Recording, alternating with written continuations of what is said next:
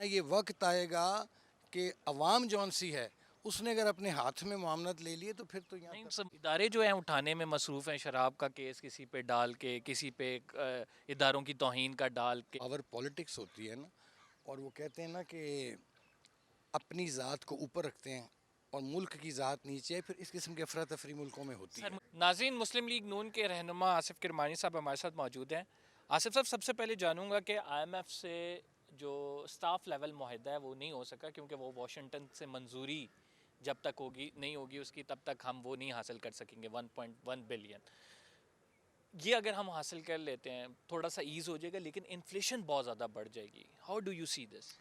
دیکھیے، آج finance minister نے اس پر کافی تفصیلی بریفنگ دی ہے، اور یہ روٹین میٹر ہوتا ہے. ظاہر ہے وہ سٹاف لیول کی جو میٹنگز ہوتی ہیں فائنلی وہ جا کے وہاں سے اس کا اعلان کریں گے، جس طرح فائنانس منسٹر نے کہا ہے. اب جہاں تک آپ کا سوال ہے نا انفلیشن کا، میں یہ ذاتی طور پر سمجھتا ہوں کہ ایک تو انفلیشن جو ہے وہ حکومتی ایک جو اقدامات ہوتے ہیں ان سے بڑھتی ہے، کم ہوتی ہے، لیکن کچھ ہمارا بھی تو ضمیر ہے نا. یہ جو ٹریڈر بیٹھا ہے مارکیٹ میں، یہ کیا ہو رہا ہے پیٹرول کے حوالے سے ذرا دیکھیں. ابھی حکومت نے تو قیمتیں نہیں بڑھائی ہیں، لیکن ہے اس کی کوئی جسٹیفیکیشن جو یہ ذخیرہ اندوزی کی جا رہی ہے اور لوگوں کو دربدر کیا جا رہا ہے. ایک پیٹرول پمپ سے لوگ دوسرے سے تیسرے جا رہے ہیں اور ان کو بڑا ریشننگ کر کے پیٹرول دیا جا رہا ہے. تو یہ جو من حیث القوم ہم جو ایک کریکٹر لیس ہو چکے ہیں، تو کردار پہ غور کریں نا، سارا ملبہ حکومتوں پہ نہ ڈالیں. کیا ذمہ داری نہیں ہے یہ ان لوگوں کی بھی کہ بھئی میں جب تک پیٹرول کی قیمت بڑھتی ہے ضرور بیچیں. اسی طرح یہ ایک مصنوعی مہنگائی پیدا کی جاتی ہے. حکومت کے اگر اقدام سے 1% میں مہنگائی ہونی ہے، بازار جائیں انہوں نے 10-20% کی ہوتی ہے. ایکچولی اس پر چیک اینڈ بیلنس کی ضرورت ہے. تو حکومتیں وقت نہیں رکھتی. میں وہی کہہ رہا ہوں نا، میں عرض کر رہا ہوں کہ یہ چیک اینڈ بیلنس ہونا چاہیے. اور یہ آپ کے پاس ایگزامپل کیس ہے، ٹیسٹ کیس ہے یہ پیٹرول مافیا کا. اس کو پکڑیں، مچھ جیل میں بھیجیں، ان کو بند کریں ان کے پیٹرول پمپ. ورنہ یہ وقت آئے گا کہ عوام جون سی ہے اس نے اگر اپنے ہاتھ میں معاملات لے لیے تو پھر تو یہاں نہیں پر سر، مت جیل تو سر ان کے لیے ہے نا جو زیادہ بولتے ہیں، جو ایسی تنقید اصل ان کرتے کے ہیں لیے، اداروں کی.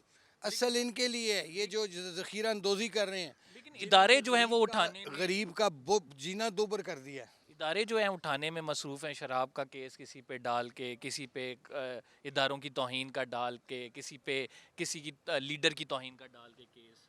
یہ کیا چل رہا ہے سر؟ جب آپ ملک میں، جس ملک میں پاور پالیٹکس ہوتی ہے نا، اور وہ کہتے ہیں نا کہ اپنی ذات کو اوپر رکھتے ہیں اور ملک کی ذات نیچے ہے، پھر اس قسم کی افراتفری ملکوں میں ہوتی سر ہے. مجھے ایک دو چیزوں کا جواب دے دیں.